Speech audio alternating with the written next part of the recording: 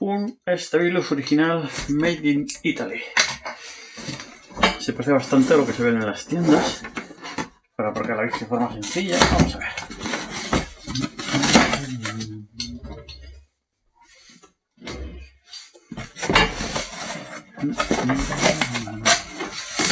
Poquitas cosas que montar. Ahí.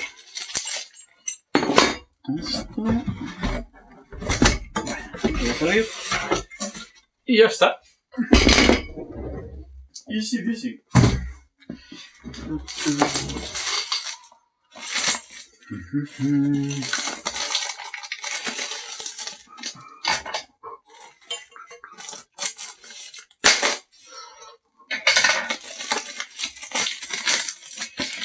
Vamos a poner tornillos.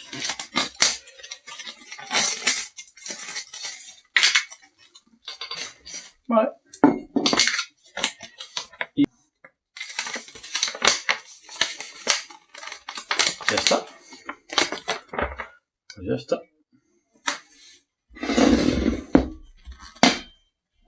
Esto así.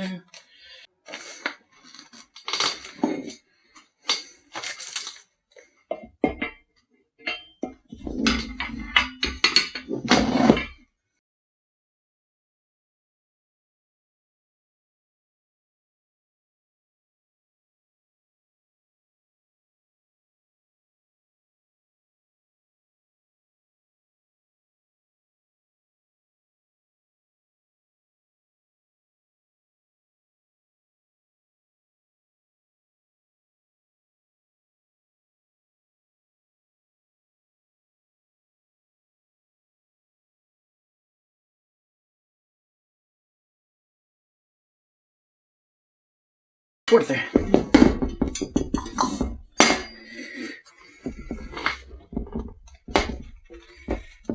Solo queda probarlo.